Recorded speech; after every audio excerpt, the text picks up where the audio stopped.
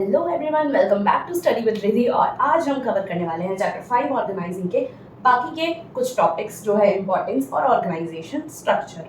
हम कवर करने वाले हैं इम्पोर्टेंस को किस तरीके से इजीली हम बिल्कुल अच्छे से क्लियर कर सकते हैं, याद कर सकते हैं, और ऑर्गेनाइजेशन स्ट्रक्चर के हम टाइप्स पढ़ने वाले हैं आज। So let's begin. तो आज हम सबसे पहले कवर करेंगे ऑर्गेनाइजिंग की इम्पोर्टेंस।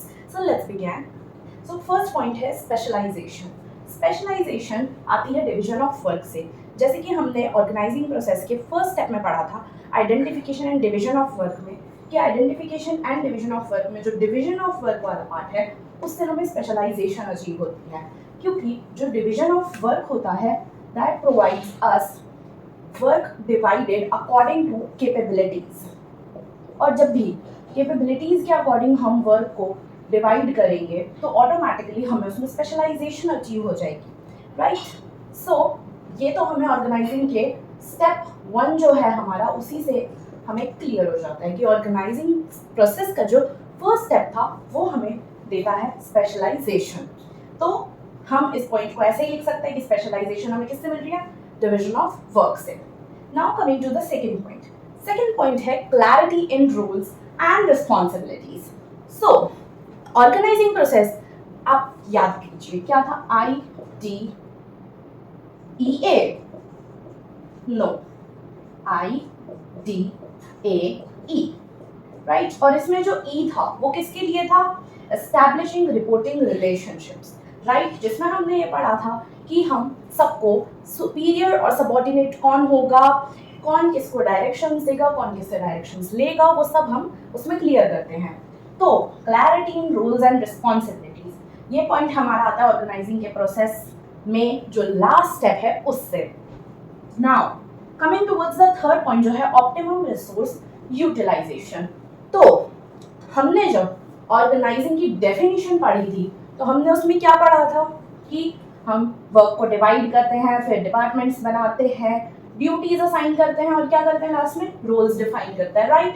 अब हम जब ये सब कुछ कर देंगे तो क्या कहीं पे वेस्टेज होगी रिसोर्सेज की, नहीं।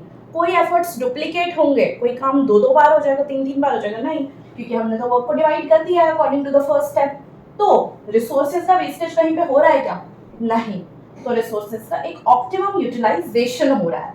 Now coming towards the fourth point जो है इफेक्टिव कोऑर्डिनेशन एंड कम्युनिकेशन। अब ये कैसे हो रहा है ये समझाओ। तो डिपार्टमेंट्स जब हमने बनाया according to the second step, तो डिपार्टमेंट्स बनाए हमने किसके अकॉर्डिंग, या तो हमने बनाया उसको प्रोडक्ट्स के अकॉर्डिंग, या फिर हमने बनाया फंक्शंस के अकॉर्डिंग, है ना।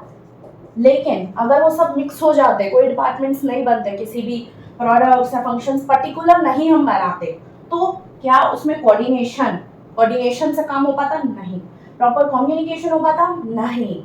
लेकिन हमने क्योंकि डिपार्टमेंट्स फॉर्म किए, जो भी सिमिलर नेचर की जॉब्स थी उनको ग्रुप्स में डिवाइड करा, तो हमें उससे क्या मिल गई, कोऑर्डिनेशन और इफेक्टिव कम्युनिकेशन। अब इसको मैं एक और चीज बता देती हूँ, यहाँ पे जो फोर्थ पॉइंट है ना, इफेक्टिव कोऑर्डिनेशन एंड कम्युनिकेशन, उसको आप इफेक्टिव एडमिनिस्ट्रेशन भी लिख सकते हो, ठीक है। ये 2 तरीके से होता है इसका हेडिंग। सो एट इफेक्टिव एडमिनिस्ट्रेशन भी हम इसको कहते हैं। Now coming towards the fifth point, growth and expansion. अब ये वाला जो पॉइंट है ना, ये इन सब का एक तरीके से कॉम्बिनेशन मान लो, ठीक है। हमने वर्क को डिवाइड करा, फिर हमने डिपार्टमेंट्स बनाए, ठीक है, ड्यूटीज असाइन करी, और हमने रोल्स डिफाइन करे, सब कुछ हमने कर दिया अच्छे से, ठीक है। तो हमने अच्छे से वर्क को ऑर्गेनाइज कर दिया, राइट। तो उससे हमारी जो एंटरप्राइज है, जो भी हमारी कंपनी है, वो अब अच्छे से एक्सपैंड कर सकती है, ग्रोथ कर सकती है, क्योंकि सारा काम हमारा बिल्कुल परफेक्टली हो रहा है। तो लास्ट पॉइंट आएगा ग्रोथ एंड एक्सपेंशन, क्योंकि हम सब कुछ कर चुके हैं, हमने वर्क को डिवाइड कर दिया, हमने रिस्पॉन्सिबिलिटीज दे दी, सबको अच्छे से क्लैरिटी आ गई, हमें रिसोर्स यूटिलाइजेशन हो चुका है, कोऑर्डिनेशन कम्युनिकेशन हुई डिपार्टमेंट्स बना के, तो अब हम फाइनली ग्रोथ कर सकते हैं। आई होप आपको ये सारे पॉइंट्स बिल्कुल क्लियर हो चुके होंगे। ये जो है इंपॉर्टेंस वाला टॉपिक, इसको इस तरीके से कोई भी आपको नहीं समझाएगा, दैट्स माय गारंटी, बिकॉज ये ट्रिक मेरी खुद की है कि ऑर्गेनाइजिंग का जो प्रोसेस है उसी से हमारी इंपॉर्टेंस बन सकती है, ये आपको कोई नहीं बताएगा। दैट्स माय ओन एक्सपीरियंस, जिससे मैंने अपनी क्लास 12th में इसको याद किया था। आई होप आपको ये टॉपिक क्लियर हुआ होगा. Now let's move on to the next topic. So now the next topic is organisation structure. So let's understand what's an organisation structure. तो ये दो टाइप के होते हैं, एक होता है फंक्शनल स्ट्रक्चर और एक होता है divisional structure. It's a very easy topic.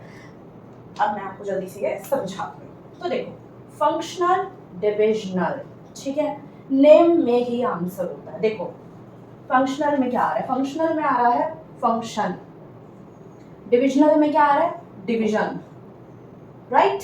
अब देखो फंक्शनल स्ट्रक्चर, इसमें हम बात करते हैं departments created based on functions, यानी कि डिपार्टमेंट्स जो होते हैं वो फंक्शंस के बेसिस पे क्रिएट किए जाते हैं. जब डिपार्टमेंट्स को हम फंक्शन यानी कि सेल्स, ठीक है, प्रोडक्शन एंड सो ऑन, जो भी और फंक्शंस हो सकते हैं, फंक्शंस के बेसिस पे जब भी हम डिपार्टमेंट्स को क्रिएट करते हैं तो हम उसको बोलते हैं फंक्शनल स्ट्रक्चर. ऑलराइट, और ये लार्ज फर्म्स के लिए सूटेबल होता है. Coming towards the divisional structure, divisional में आ रहा है डिवीजन, यानी कि डिवीजन हो रखा है, ठीक है, प्रोडक्ट्स के बेसिस पे, ठीक है, जैसे कि कॉस्मेटिक्स भी है, शूज भी है, बहुत सारे प्रोडक्ट्स में डाइवर्सिफाई कर रखा है एक किसी कंपनी ने, ठीक है.